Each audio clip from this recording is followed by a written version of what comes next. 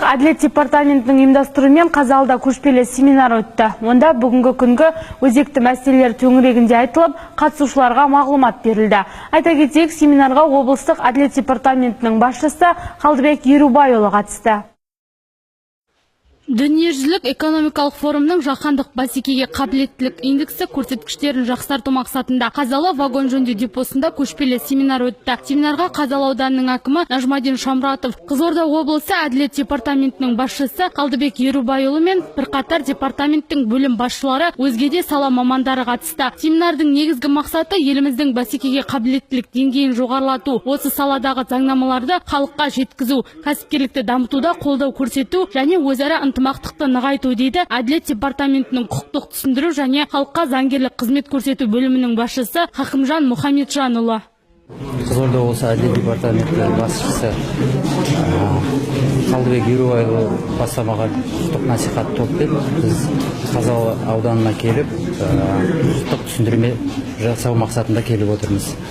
Осы жиын барысында азаматтарға зияткерлік меншік, заңнама тарапынан, жылжымайтын мүлік тарапынан, ахаж тарапынан, ахаж деген азаматтық хал актілерін тіркеу тарапынан құқықтық көмектер көрсетіліп отыр.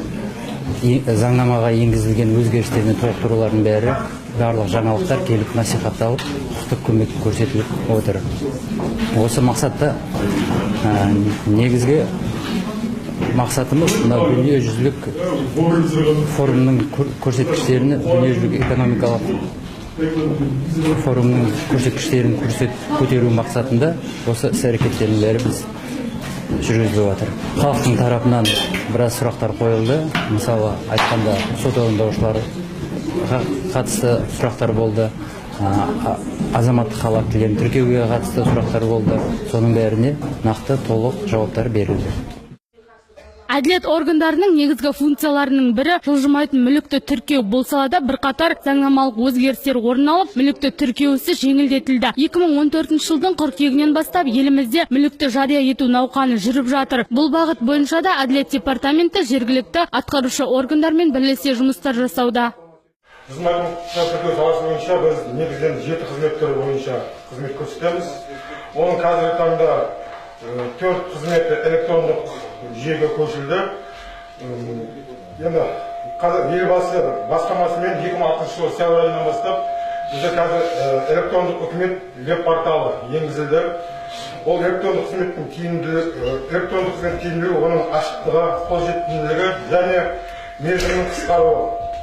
Осының айғағы ретінде бізде қазір жылжымайтын мүлікке құқықтарды нотариалды куәландырған мәмілелер негізінде электрондық нұсқада тіркеу жүзеге асырылады. Ол 2010 жылы тәжірибеге қолданысқа енгізілген. Ал 2015 жылы бұл электрондық тіркеу қазір баламасы түрде тек тіркеуші органға электронды нұсқада жүргізіліп келеді. Әртүрлі рейтингтер нәтижесін міндеттер мен проблемаларын классификациялауға, идентификациялауға, олардың мемлекет пен экономиканы тиімді стратегиялық басқару үшін қолдануға мүмкіндік береді. Еліміздің бәсекеге қабілеттілігін негізгі бағалау дүниежүзілік экономикалық форум бәсекеге қабілеттілік жаһандық индекс нәтижесіне сүйенеді. Осы ұлттық бәсекеге қабілеттілік деңгейі бағалау көбіне бизнес қоғам өкілдері пікіріне тәуелді және еліміздің орта және ұзақ мерзімді келешегінің бәсекеге қабілетті өсуі мен даму үрдісін көрсетеді. Қазіргі уақытта ұлттық экономика министрлігі дүниежүзілік экономикалық форумның жаһандық бәсекеге қабілеттілік жаһандық индексін үйлестіруші ретінде бәсекеге қабілеттілік көрсеткішін жақсарту бойынша шаралар жоспары әзірленді. Осы мемлекет органдары қатарында әділет министрлігінің құзыреті бойынша бекітілген. Жалпы бізде Қазақстан 2050 стратегиясы жолдауында бізде президент Нұрсұлтан Назарбаев Қазақстанды әлемнің дамыған 30 ел қатарына кіру туралы тапсырма берді. Осыған орай қазір елімізде көптеген жұмыстар атқарылып жатыр. Біз облыс әділет органдары, аудандық әділет органдарымен бірге барлығы осы бағытта жұмыс жасап жатырмыз. Атқарылған жұмыстардың бақ құралдарында кеңінен насихаттап, сонымен қатар құқық бұзушылықты болдырмау бағытындағы жауапкершіліктерді түсіндіру бағытында жұмыстар жасап жатырмыз. Мұнан өзге көшпелі семинар барысында зияткерлік меншікті қорғау индикаторын жақсарту, құқықтық сана, құқықтық мәдениетті жетілдірудің басты мақсаты, кәсіпкерлікті мемлекет тарапынан қолдау шаралары, сот актілерін орындаудағы өзекті мәселелер төңірегінде баяндамалар оқылып, мардымды ақпарат берілді. Семинарды аудан әкімі Нажмадин Шакизадаұлы қорытындылап, департамент қызметкерлеріне алғыс білдірді. Теңге Бақбергенова, Арман Нұралиев, Еркебұлан Лаубаев, Серік ТВ телеарнасы.